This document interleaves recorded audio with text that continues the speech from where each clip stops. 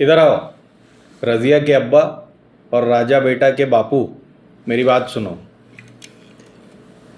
मेरी बात यह है कि अब जो है रज़िया गुंडों में घिर चुकी है पूरी तरह से। तुम्हारे बच्चे अगर इस उम्र के हैं जहाँ पे उन्हें नीट का एग्ज़ाम्स देना है, जी का एग्ज़ाम्स देना है और मेडिकल इंजीनियरिंग और फला ढमका एमबीए कोर्सेज़ की तैयारी करनी है, कोटा भेज रहे हो उनको, उनकी ट्यूशन फ़ीस दे रहे हो 50,000 लाख रुपए हर महीने। और अगर थोड़े से बड़े हो गए हैं तुम्हारे रज़िया और राजा, और यूपीएससी पीएससी और शिक्षा कर्मी से लेकर जितने भी कॉम्पिटिटिव एग्ज़ाम्स हैं हवलदार की भर्ती तक उसके लिए तैयारी कर रहे हैं, तो मेरी दो बातें ध्यान से सुन लो। ये दो बातें क्या हैं? अगर तुम्हारा बच्चा शुरू से आइडियोलॉजी पे नहीं चल रहा है एक तरह की, तो उसका सिलेक्शन बहुत मुश्किल है। और अगर तुम्हारा बच्चा बड़ा हो गया है और तुम्हारे पास बहुत धन है, तब तो तुम उसे किसी तरह सिलेक्ट करवा लोगे। लेकिन किस गवर्नमेंट में ये काम होंगे ये मैं आपको बताता हूँ। भाजपा जब से आई है तब से सिलेक्शन सारे, चाहे वो स्कूल लेवल पे हो, कॉलेज लेवल पे हो या एम्प्लॉयमेंट लेवल पे, ये आइडियोलॉजी बेस्ड हैं। मतलब अगर आप उनकी आइडियोलॉजी से, उनके बातों से अगर आप सहमत हो, आपकी एक हिस्ट्री है, आपके परिवार की एक हिस्ट्री है, तो आपको सिलेक्शन में प्रेफरेंस मिलेगा। जैसे आपका बच्चा सरस्वती शिशु मंदिर में पढ़ता था, उसके बाद वो एबीवीपी में गया, फिर बीजेवाईएम में था, मतलब युवा मोर्चा में, और फिर इस तरह की हरकतें कर रहा था, तो उसके चांसेस ज़्यादा हैं। या उनका परिवार इस आइडियोलॉजी को फॉलो करता रहा है, राइट विंग, तो उसके चांसेस ज़्यादा हैं। दूसरी तरफ कौन खड़ा है? दूसरी तरफ है कांग्रेसी और ये वाईएसआरपी और एनसीपी वाले, जिनको कभी कभी सत्ता में आने का मौका मिलता है तो ये आते ही लूट मचाना शुरू कर देते हैं। ये ढूंढ कर लाते हैं टोमन सिंह, जो आते ही मतलब बेचना शुरू कर देता है। यानी आप दोनों तरफ से घिर चुके हो, या तो आइडियोलॉजी फॉलो करो या फिर पैसे दो अगर दूसरे की गवर्नमेंट आ गई तो। अब आप क्या करोगे? इसकी शुरुआत कई लोगों का कहना है कि सुप्रीम कोर्ट से हुई है। सुप्रीम कोर्ट में बहुत टाइम से अंकल जज वाला किस्सा चल रहा है। मतलब बहुत एक ही परिवार, कुछ लोगों का कहना है कि 40-50 परिवार ही हैं जो आज तक सुप्रीम कोर्ट में छाए हुए हैं। उनकी आल औलाद, नेव्यू, मतलब भांजे भतीजे, बेटियां, यही सब घुसे हुए हैं आज तक।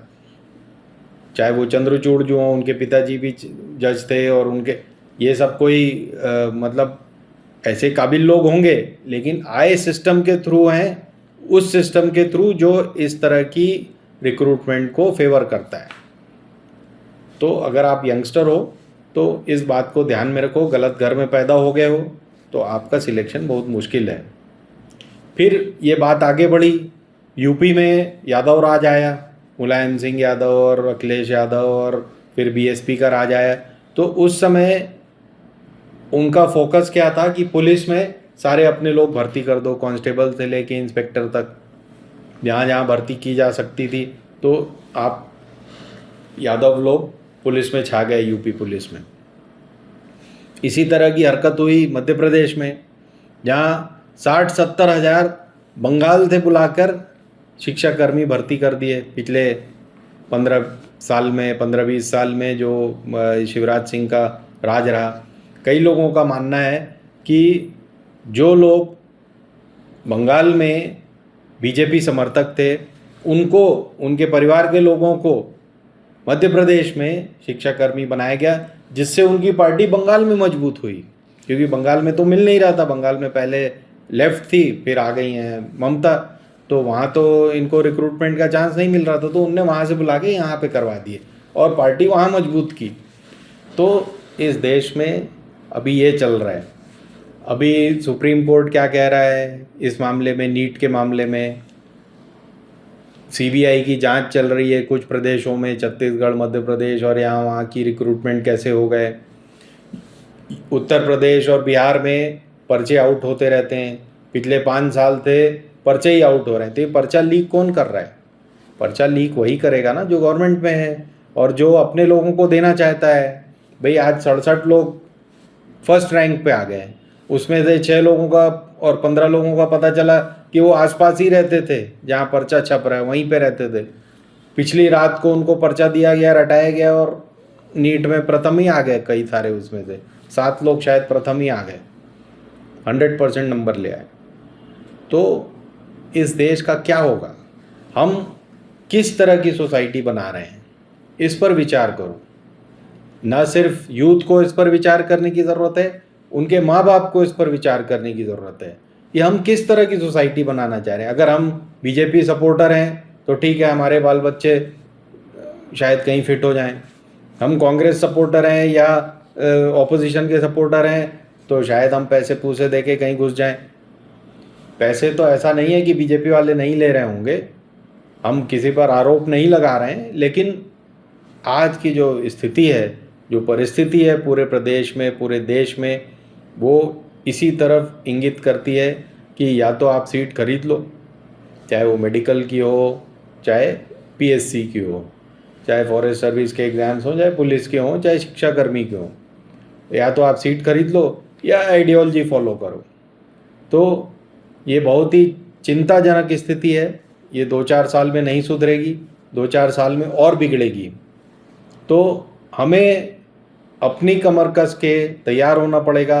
या तो आप तैयार हो जाओ कि हम यही आइडियोलॉजी फॉलो करें या पैसा जमा करें, या हम इस परिस्थिति को एज यूथ लड़ें कि कम से कम सिलेक्शन तो मेरिट पे हो, नहीं तो इस देश में मेरिट ख़त्म हो जाएगा। और जो पुराने लोग अभी 70 साल को गालियाँ देते हैं, उन्हीं 70 सालों में आईआईटी बने और आईआईएम बने और वही लोग आज दुनिया की कंपनीज़ को लीड कर रहे हैं, चाहे गूगल हो, चाहे वर्ल्ड बैंक हो, चाहे गैर दीगर कैंपा कोला, कोका कोला और पेप्सी कोला जितनी भी हैं, करीब 50-60 एमएनसीज़ को इंडियंस लीड कर रहे हैं। तो पढ़े लिखे कब थे?